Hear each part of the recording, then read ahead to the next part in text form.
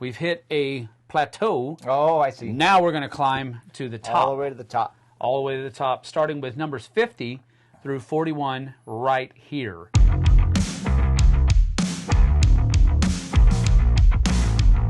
Hey everybody, welcome back to The Flip Side. I'm Sam. I'm JT. And this is our top 100 games of all time, the 2024 edition.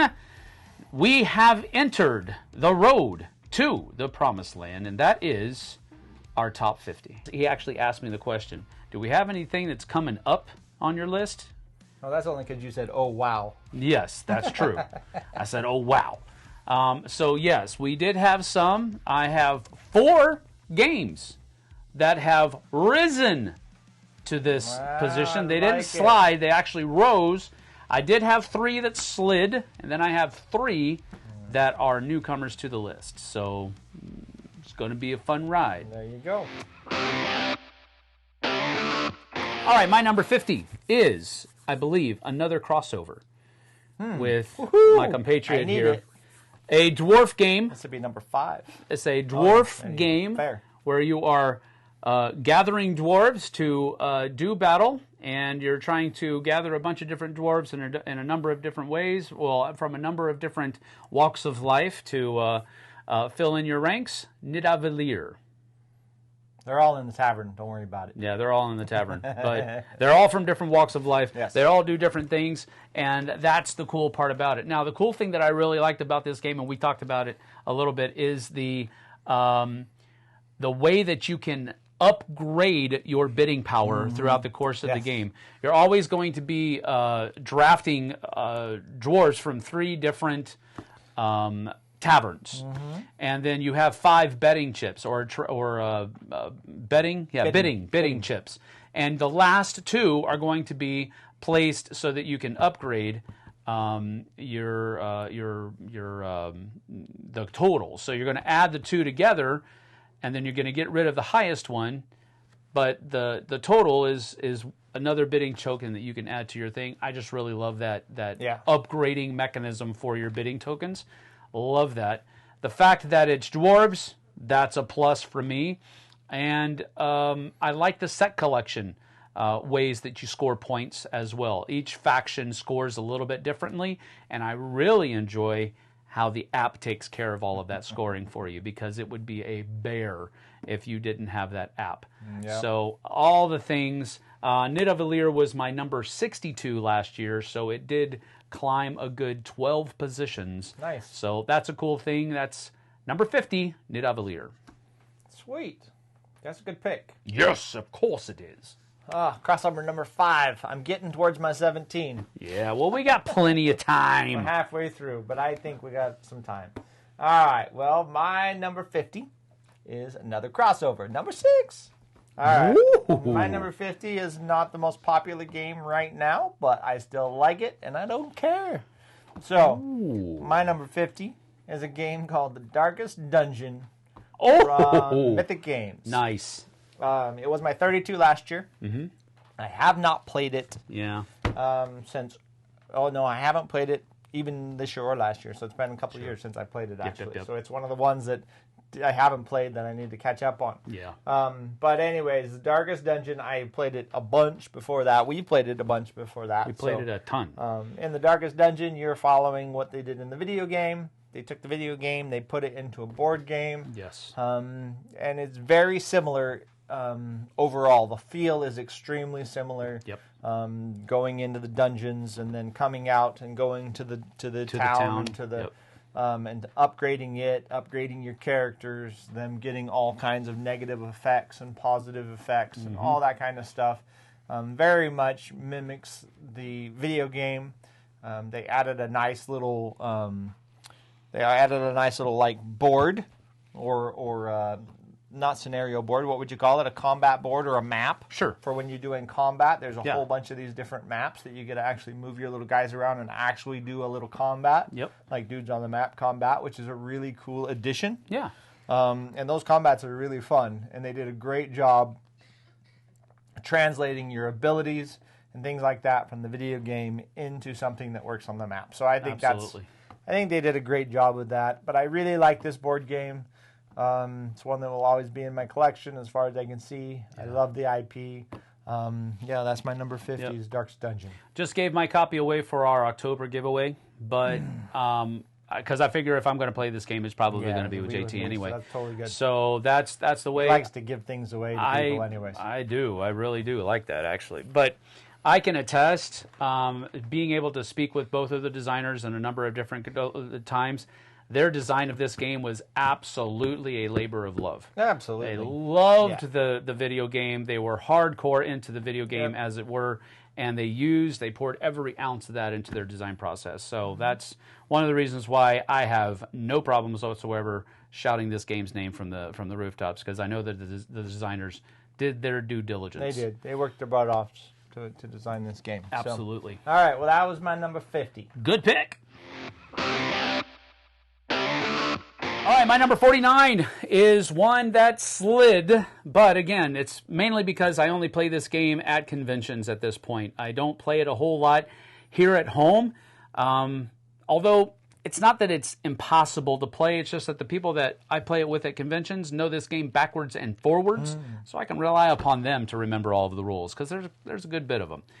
Battlestar Galactica, the board game. I really enjoy this game. This was my number 38 last year, but I really only play it at conventions, so I don't have a whole lot of extra time playing it, which is one of the reasons it slid a little bit. We're only talking about like maybe 10 spots, 11 spots. Yeah. So it's not that big of a slide at all. I really do enjoy this game. It still fosters some of the most memorable experiences that I have in gaming to this day. And it's just a great time. The way that it's a social deduction game, but the way that they have weaved the theme into all of those different mechanisms makes it a really thematic experience for me. And that's why it's still in my top 50. So that is my number 49, Battlestar Galactica. Nice. Yeah, very, very, very cool game. I've only played it once, but I really like it. I really like the idea. Is it going to be a crossover? Nope. I only played it once. Can't go on my list. Yes, it can. No. Can't. It depends on how good that experience was. It was a great experience. Wasn't good enough, though. I get it. All right. And definitely wouldn't be this high as a I understand. But I don't think it's on my list. Okay. Maybe it was and I forgot. All right. My number 49 is got a whole bunch of colored cubes. At least that's what Sam sees when he looks at the table and he sees Vindication on the table. Sorry. Vindication. You are basically outcast off of a ship, kicked off board, land in the water, wash up. Dishonored! Yeah, dishonored piece of garbage, vermin. You float ashore on this little island created of all these hex tiles, and you start to travel across these hex tiles. You start to explore different locations. You start to interact with all of them, leveling up your characters, finding familiars and or pets and relics and all these different kinds of things. Really, the hope is that you come to this island to redeem yourself, to be vindicated of being a piece of trash and being something spectacular and getting lots of victory points in the end. That is a very short version of the rules. Yes. You're not going to learn. You're not going to be able to play it off of those. But there's a lot of turning in different colored cubes for other different colored cubes, so you can spend those cubes on what you need, and that's the truth of the matter. But the theme behind it, the traveling across the board, the cool places you go and visit, there is some area control, or not area control, but there's some control markers that you'll put out there that you'll control spaces on the board that everybody's trying to control as well. But it is a really cool game. I don't know if there's a great explanation out there that somebody can give you, but Orange Nebula did a fantastic job in this, and when you start playing it, you just get into it, and it's smooth and it's fun, and I think it's very thematic, so I really like Vindication. Well, I'm glad you do. Yeah. And that's okay. All right, my number 48 was 61 last year. And it's interesting that this rose, but I think it rose because I haven't really played it that much. since our last. Actually, I don't even know if I played it at all since our last. Over the course of the year, but I guess I've been talking about it a lot lately, and I've been reminded about how much of a good game this is. It's called Super Fantasy Brawl. As far as family weight, not dungeon crawlers, family weight arena battlers are concerned, this is the cream of the crop. You don't have to know a whole lot of the deck. You don't have to build your own deck. You don't have to construct a deck before the game starts.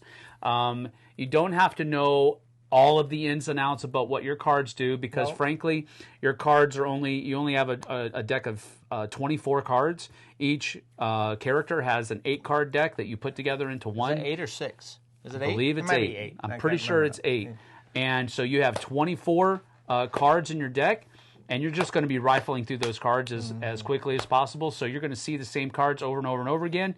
You're going to be able to use them over and over and over again. So within a few rounds of the game, you know how this character basically works. Now, people who spend a lot of time playing all of the different characters and all that kind of stuff, they're going to be able to find those synergies a lot easier and all that kind of stuff.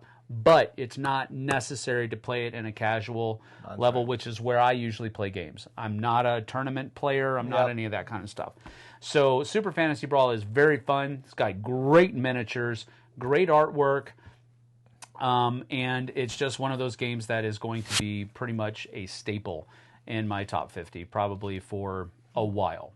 But that is my number 48, Super Fantasy Brawl. I like Super Fantasy Brawl. Like you said, you can just pick 3 characters, shuffle the decks together, and go. Or if you want to play highly competitive against your buddies, you guys can draft and really learn the characters and find the synergies and get the best team you can get against the best team they can get, and you can really go to war. When you draft, you actually pick 4.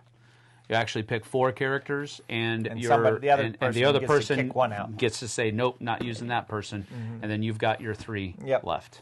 So that's pretty cool. There's also Super Fantasy Brawl Reborn. That's coming out. It is out for pre-order. Pre-order. So I have the old Super Fantasy Brawl. So do I. I have decided not to upgrade at this point or to change. Okay. Because you can't really use them together. It really? Sounds like. Nope. You need upgrade cards for the old characters to get them to the new characters, and then you have to use the new arena.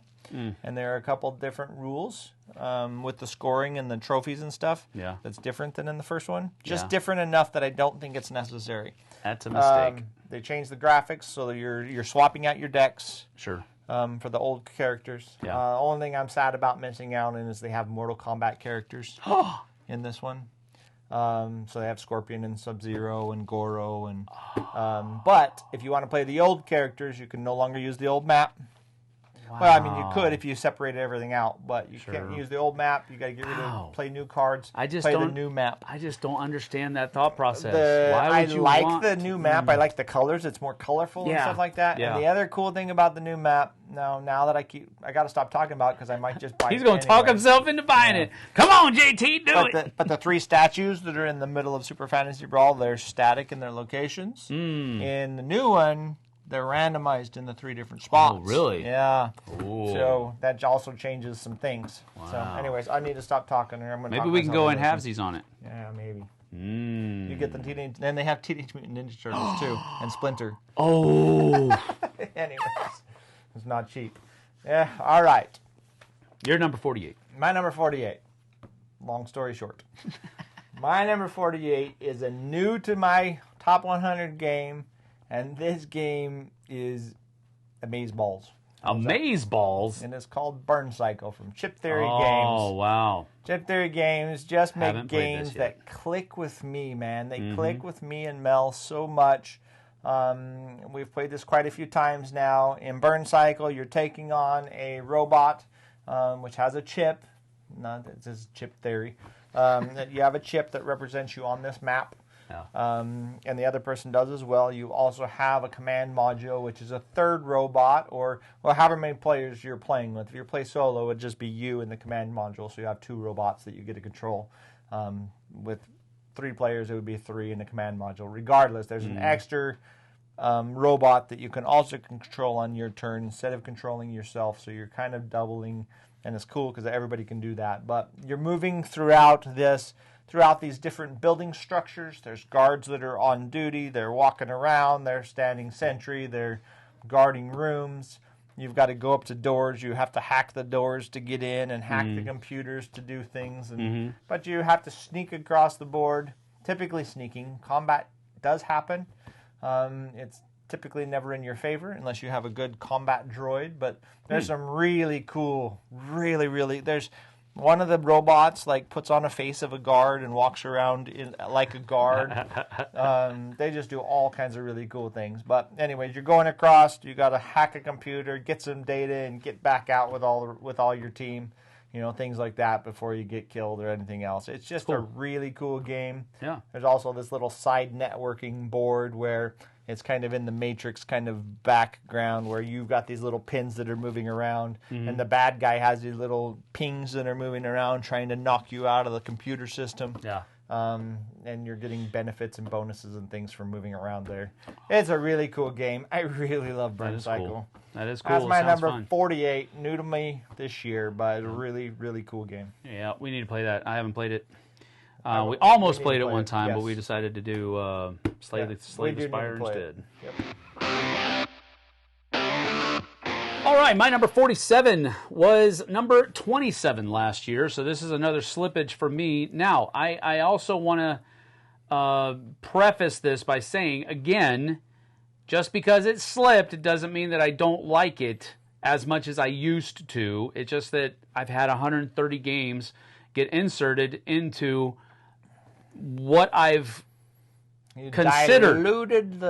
Diluted the mixture. That's pretty much what this is. There's a huge dilution that's happening here, but I think this one is where it's going to provide, this list is going to provide kind of the foundation moving forward. I think so too. Of a new era, so to speak. So my number 47 is a game called Deliverance. And we were just talking a lot about this earlier. Yep. And I actually did not realize that I am actually wearing a Deliverance t-shirt right now, and I didn't. That's a Deliverance t-shirt? Yeah, it's just all the halos that each of the angels have. In the actual game? In the actual game, yeah. So, anyway, that was not something that I constructed on purpose. It just kind of happened. Anyway, Deliverance. I'm just kidding. I'm a sellout! Sellout. Deliverance is a game of angelic warfare, basically. Angels battling demons to protect the saints that are in a town. And it's basically a scenario-driven. There is also a campaign that you can play through where you can actually level up your angels and they can get better at certain things using different talent cards, and their stats will get better as well. You don't have to play that. You can also just play one-offs that you can construct the scenarios however you wish. But it's a really fun game, in my opinion. It really takes that aspect of angelic warfare that happens in the spiritual realm and places it into a board game, and I really do enjoy it. So it's my number 47. It's in the top 50 still, even with said dilution. And I do really enjoy it. It's got a new expansion that just came out. We actually played it here recently called Council of the Fallen. So a lot of, I think there's 8 or 10 new angels. No, I think just 8. 6 or 8 new angels, whole bunch of new demons, whole bunch of new abilities and new campaign. It's a really cool thing. Anyway, go check that out. My number 47, Deliverance. Nice. Can they really be new angels? I'm pretty sure they're like in the ancient game. Angels. Oh, in the game. Right.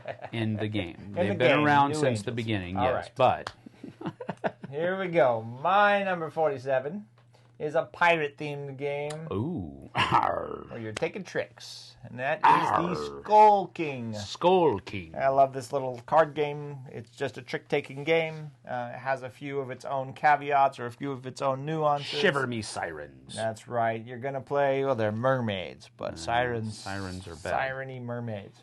No, but in Skull King, you're going to play 10 rounds. The first round, you only have 1 card in your hand, and the 10th round, you have 10 cards in your hand. At the beginning of the round, you're going to pick how many tricks you think you can take. Even if you only have 1 and you're playing with 4 people, You'd be surprised. All three out of the four are going to say they're going to take one trick. So it just happens that way.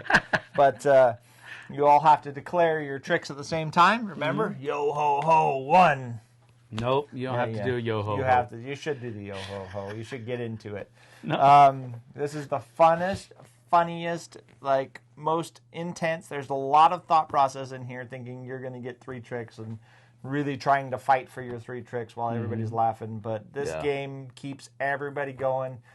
You have the normal suits. You also have the pirates who trump all of the other suits, or you have the black flags that trump every suit, and then you got pirates that trump those. You have mermaid. They got a pirate king that trumps everything. You have mermaids that trump only the pirate king and the normal cards, and you're just all these different balances. In fact, you can add in like a Moby Dick or the Leviathan cards that just like destroy the whole trick. Oh, wow. No matter what happens. Like there's all these crazy stuff that can happen. It's just good, clean, laugh your face off. Fun trick taking where your score is doing this constantly because you don't know what the heck is going on. But it's always worth a try. Yep. So as my number 47, Skull King. It was my 35 one. Last year. Ooh, Has he slipped hates a little it bit. now. No.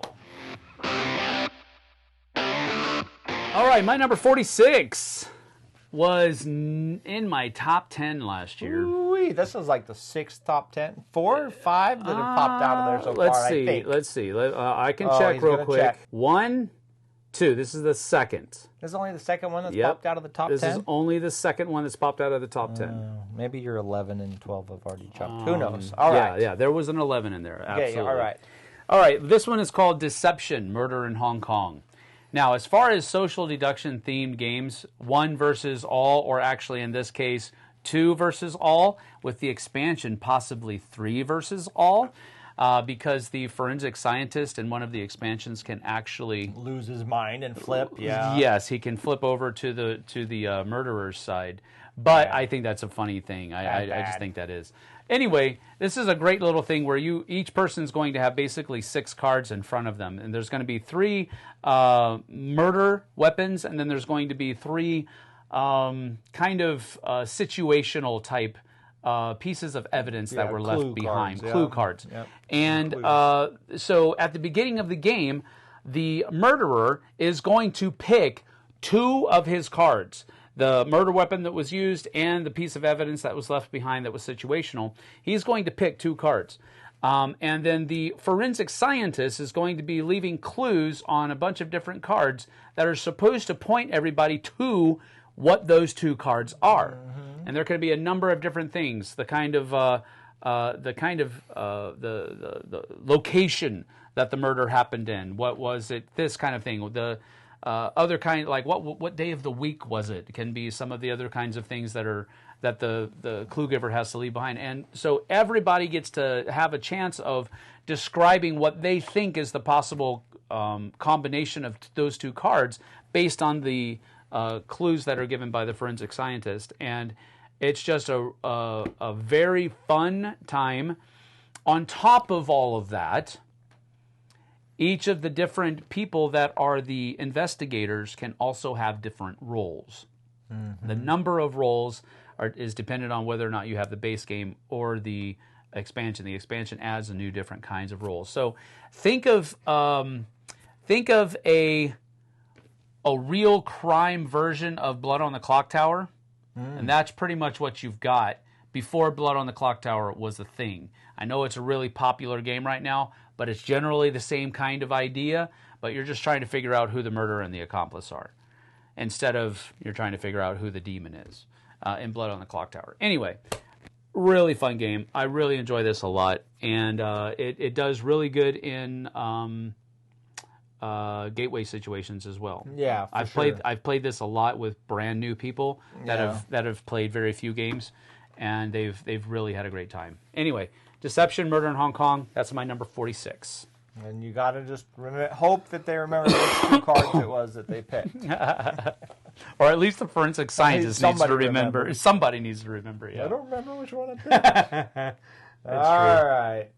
My number 46 was my number 29 last year. Ooh. I did say this one has slipped a little bit in here. I've played this game a ton, and I did say early on in this list that there were some games that I may have given a little more credit than maybe they were due. Sure.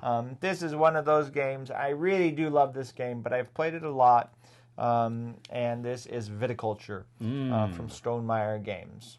Viticulture is a really beautiful, well-designed worker placement game where you're planting farms, getting grapes, making wine, and then selling that wine off to, whoever wants to buy wine and drink it.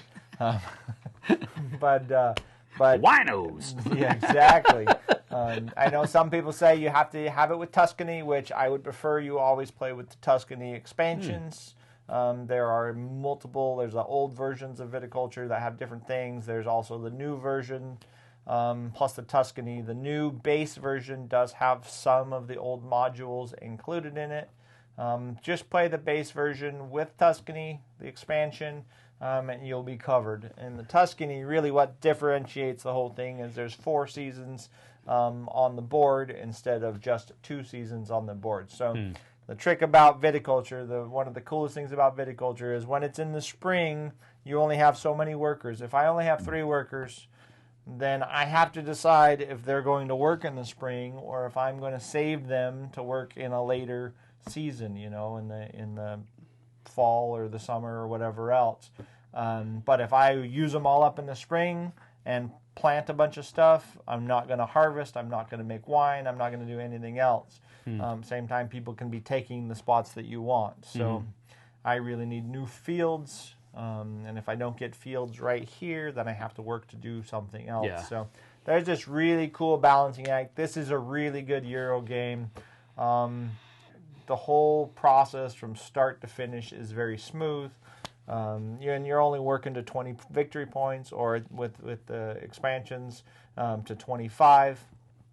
There's different decks of cards you can use. The one deck of cards, the original deck of cards, you can get more victory points just out of the deck from doing different things. You can swap that out for a second deck of cards that is an expansion deck, which leads more into actually being a wine farmer and doing more wine things and getting your victory points through the wine directly, which some people I know like that better. Yeah. And me and my wife, we've been playing, well, I haven't played recently, but the cooperative version is Viticulture World, and that's really cool. They set up a scenario, you're going to Spain, and this is their challenges in Spain, and the two of you, or however many people are together, are trying to work through to get enough points and enough stuff completed to complete that scenario in a cooperative fashion. So it's really cool. Yeah. It has some very historical things and historical people you work with and things like that. So anyways, that's my number 46, Viticulture. Nice. Good peak. Still on the list. All right, my number 45 was number 71 last year, so this one has climbed, and I think that is possibly due to the expansion called, I can't remember the name of the expansion now, Landscapes. No, Landmarks. Landmarks. This one's Cascadia, my number 45. Really enjoy Cascadia. It is a game that is built around the area in which we live, basically, the Pacific Northwest. And the expansion, for me, raised the ability of scoring points and different ways that you can score points. And that's one of the things that I liked about expansions, is when you don't change how the game is played, you just give me different things to do within that construct. Sure. That's what I really like about expansions. And when Landmarks came out, it really kind of lifted this game from its, I wouldn't say doldrums, but without the expansion, I think this probably could have slid and possibly even fallen off. It was only 71 last year. Without the expansion, I think that it might have slid. But with the expansion, I think that's one of the reasons why it actually grew in my liking instead of just kind of settling in and possibly even falling off. So I really enjoy Cascadia. Building up your little tableau of different biomes and putting different kinds of animals in there in such a way that you can score points with those different animals based on the cards that were chosen for that game and their different scoring possibilities for those different animals. I really enjoy this a lot. So that's my number 45, Cascadia. Nice. I'm pretty sure that was a crossover. Yes, I think so. I have to go back and watch my other videos. I'm pretty sure it was. I'm pretty sure that's a crossover. He's going to give us a report on really how many game. crossovers we had at the end of this anyway. Yeah, so. well, that would be like, if that's a crossover, that's like number 7. We've already had like we're halfway there. 3 added. Well, not halfway to 17, but that's math. We're close. All right. Round up. We're halfway there. My number 45, I think... Lemon and a pear. That's right. My number 45, I think, is the last 2024 game to climb onto my list. Really? I think so. Oh, my. There might be one more. I got plenty more. No, but I think this is the last 2024 game to climb on my list. But I really freaking like this game, and this is Ezra and Nehemiah from Garfield Games. In Ezra and Nehemiah, it's a worker placement game. Yep. And it's kind of interesting because it's quite an intense board, you know, with the scroll area and the walls and everything else. Yep. But when you come down to it, there's really only 3 different colors, 6 different actions you're really taking, which is very interesting. But there's a lot in those 6 actions. Yep. But in Ezra and Nehemiah, as a worker placement game, you are coming to Jerusalem, right? It's Jerusalem? Yes. Yep. And you're rebuilding it. You're building the temple. You're either building the temple and keeping the altar running, or you're removing rubble from the outside of the walls and then building up walls. You know, or you're teaching the Torah, or going out to the people that are outside of the city and teaching them your beliefs. Those are really the 6 different items that you're doing, or the things that you're doing. There's a very well-oiled machine in here to the fact that you only have so many workers, and there are several places on the board where your workers will never come back to you. You can send your people, you can send your guys to become Levites that will help you in building the temple later and everything else, but they stay there forever. You can send your guys to be scribes where they stay there forever, or gate guards on the outside of the walls. So you're trying to collect new workers, new people as you do all of these things. Clearing rubble from walls helps you get resources, you know, because you're taking stuff apart and everything. It's just a very smooth, there's a lot of DNA from multiple Garfield games that have come into this game, and I really love the way that it plays out. It's a great game. The theme works really well, and it's quite thematic. Yeah, I mean, it is. For all of the different things that you do and the time period, it absolutely is. It's a really, really fun game. Really fun game. They did a great job. And I guess it plays in 3 weeks, basically. It's a really every long round game. Every round is 3 a day. weeks. It's 3 weeks long. Every round is a day, so you're basically playing out the days of a week. You're going to play 6 days, and then on the 7th day, you're going to get judged. Which makes sense. And then you're going to do 6 more days and get judged, and 6 more days and get judged, and see how well you do. But anyways, Ezra and Nehemiah, really, really cool game. Absolutely. I really like this one. Very good choice. Very good choice. All right, my number 44 is a newcomer to the list this year. This is put out by DeVere, and it is a neat little city building game called Cities. One of the coolest things that I like about this, first of all, I like worker placement games, and this is kind of that. It's more like a draft, though, because you have to take one of your dudes and you have to place them out on a certain spot, and that's the thing that you take. Not really worker placement, but it kind of has that feel of it. What's really going on, though, is that you're building up your own little borough or part of a city that is the main city that you're building up. You can build up. I know that there was a promo tile that you could build up.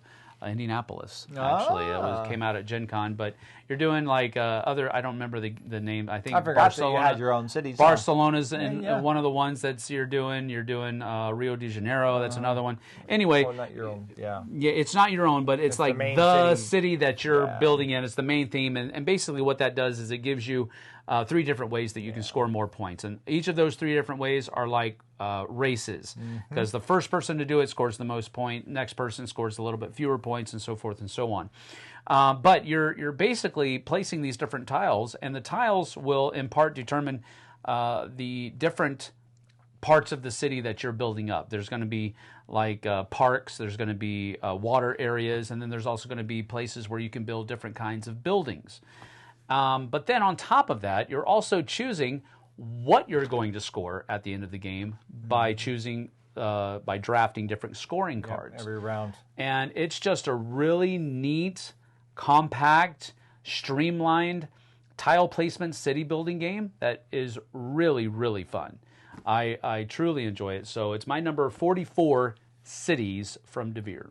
It's kind of funny. This is the one we were thinking of the other day that we could remember that had that same, you get to get your own scoring mechanisms as you go. That's correct. That's this one. I've only played this game once, but I really like this game. Yeah. It's really a cool game. Yeah.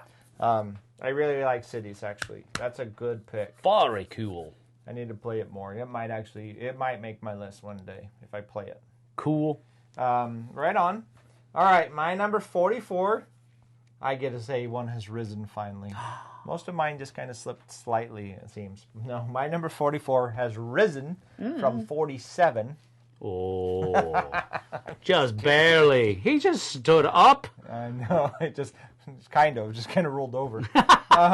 Anyways, my number 44 was 47 last year. This is a game from Van Ryder Games. Oh. Horror themed. Oh. Final Girl. Yes. I really like Final Girl. Obviously, we just finished the month of October for in real life, which it's another crossover, which had a lot of thought processes in horror themes and Halloween themes and everything else. But Final Girl is a great game, solo player only, where you take a Final Girl, and they have special abilities of their own, to an extent. Yep. And you take a bad guy, and you take a scenario or an area, a map, and you mesh those together. Now, they do come in packs, so you can just put the ones in the pack together if you want. That's totally fine. Yep. But you try to defeat that bad guy. And most of these evil entities is a good word, most of these entities are very thematic. I don't want to say most of them. They are all very different. They're very thematic to what they are, whether they're an axe murderer or the Freddy guy or the Thing. The Thing's the last one I fought, actually, and it destroyed me. Or whatever else, like or the Xenomorph or whatever. You're playing through these old movies or these horror movies, and trying to be the sole survivor, and trying to defeat the bad guy before he defeats you. And they're very cool. This is a great game. I think we've talked about it a lot. Yeah, we have. My number 44 is Final Girl. It's a crossover. It is a crossover. Were you already counting it? That's number 8. No, I don't count anything until it pops up on both lists. All right, it is a crossover. So we went from 4 to 8, I think, right now. I know, that's a lot. Just today. All right. All right, my number 43 is another newcomer to the list. This one's made by Portal Games, and it's a neat little mining game called Imperial Miners. And Imperial Miners is where you're going to be basically taking your hand of cards that you chose at the beginning of the game or that you've added to throughout the course of the game through various different elements of the game. And you're trying to build, starting from the ground level down into the ground, your mine. And once you build a new room, I guess you could say, in your mine, then you're going to be able to fire off those rooms that are connected back to the surface.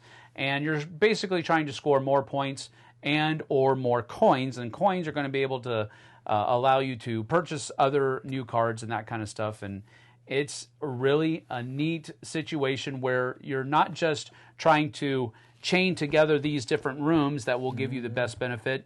You're also trying to chain together different factions of rooms that will help you score or find synergies within these different factions that will help you score more points. And there's just a lot of really fun things going on. It's not a very difficult game, comparatively speaking. But there's a lot to think about throughout the course of the game. So I wouldn't really call this a gateway game at all. No. But I would definitely call it maybe a second or a third step game after you teach them some other kind of tile placement or card placement type games before that. But really fun, great artwork, looks good on the table, has a lot of really neat components as far as those little wagons with gold carts. gold carts, those are really a cool addition to the game. But I really enjoyed this one. Imperial Miners, my number 43. That's a nice little game. You're basically creating an engine that runs from bottom to top as you build it from top to bottom. Yeah.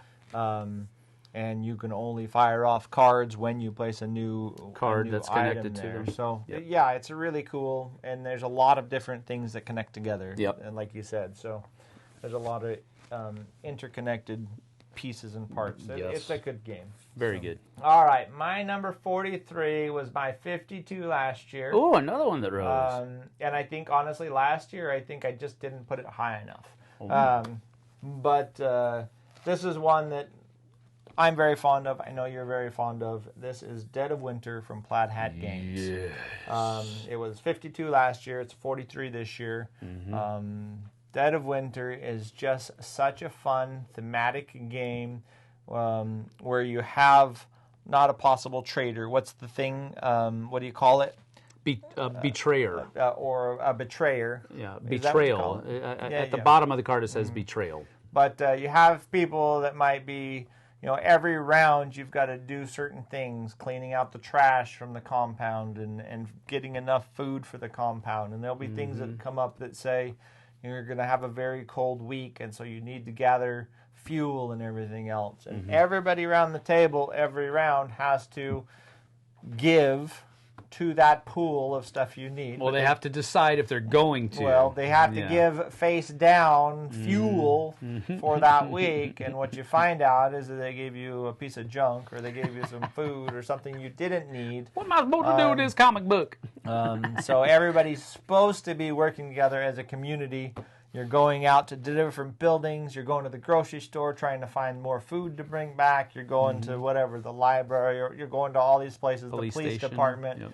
And at the same time, your compound's being attacked by zombies. Those locations are being attacked by zombies because you're making noise. Yep. There's always a chance that your character gets bitten and can spread that disease to others. It's just a very cool thematic, super thematic, zombie-themed game. So Yep. I love Dead of Winter, and I love the Crossroads system. Yep. So It's very cool. That's my number 43. Well done. My number 42 is another newcomer to the list, but it is not a new game. Matter of fact, I was introduced to this game with the 10th anniversary edition of it. Nice. And it has Vincent Dutrait's artwork on it, and that was one of the other things that really kind of set the hook. This is called Amun-Re.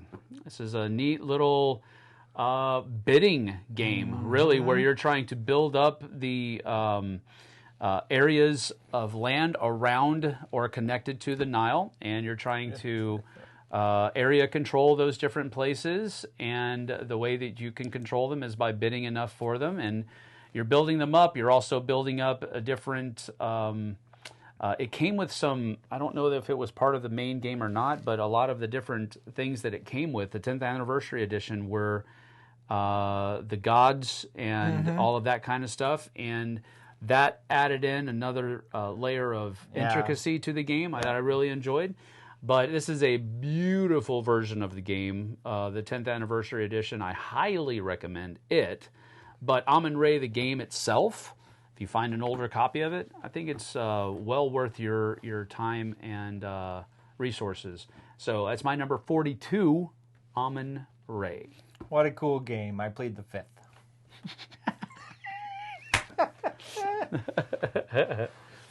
My number 42, just shuffle on by. My number 42 is another Stonemaier game in this same 10. Wow. That's interesting. It was my 34 last year. Who's a sellout now? Who's a sellout? If you're going to sell out, you might as well enjoy it.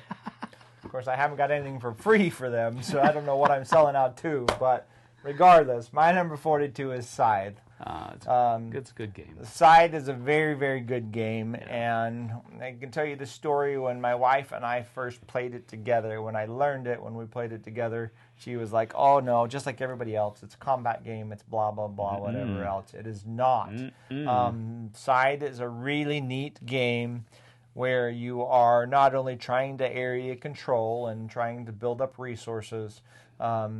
And trying to accomplish whatever the goals are, owning a few different farms or whatever else. But there's a very significant portion which is upgrading your player board, and then you're dealing with all of the resources that you build stay on the map. Like which makes total sense, right? If I get a bunch of oil from a spot, now I have a bunch of oil. I can either try to take it back to my other lands, or I can spend it from there, but I have to defend it, or I have to hang on to it, or somebody else can just come grab the oil from me and attack me.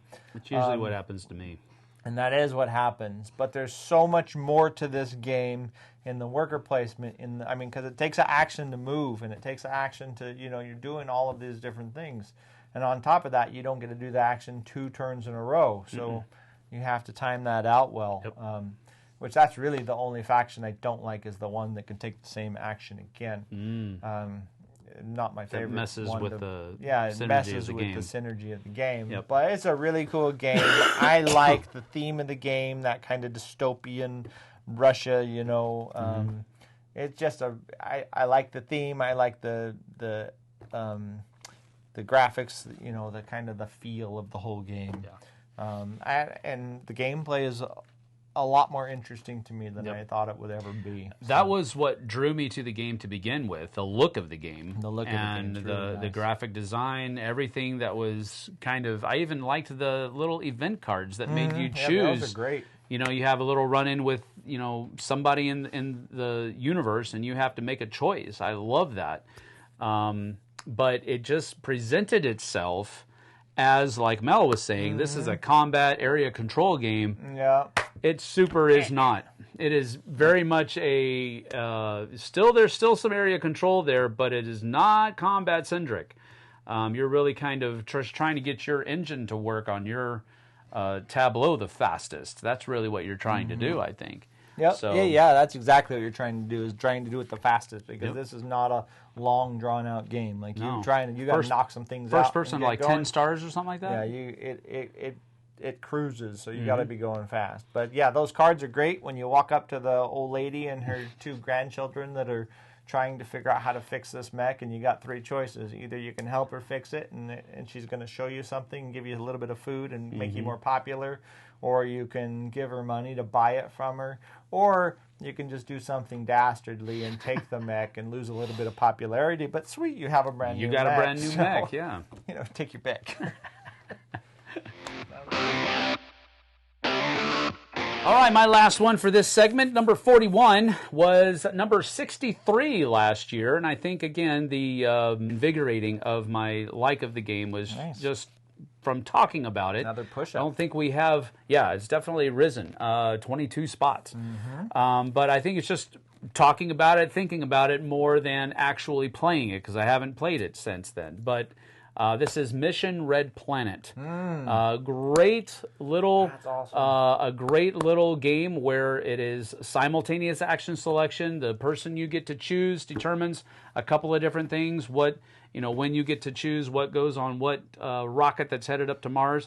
But then on top of that, you also have an area control thing that's going on that's actually up on Mars, where you're going to be scoring points, and the different research cards that you can put in the different places around Mars that will either help you score more points at the end of the game whenever they fire off, or you can actually hurt other people. And you can do it in a couple of different surreptitious ways, where you can put this card up here that you have a whole lot of stuff in, and people all think, oh, well, he's basically making it to where he's going to score a lot of points, but it's actually a bad card. And so people start battling you for those areas, and you're like, okay, fine, go ahead, have that area. Yeah. Yep. You're going to not like it, but it's that kind of stuff that I really do enjoy about the game. The second edition is really where I'm going to have here because it's got the best components, it's got the best artwork, and it's got a little bells and whistles, stuff like the numbers of your characters fire off from 10 to 1 instead of 1 to 10. So it's like a little countdown that they built into that second edition. That's just like a little neat thing that should have been in the first, but it wasn't.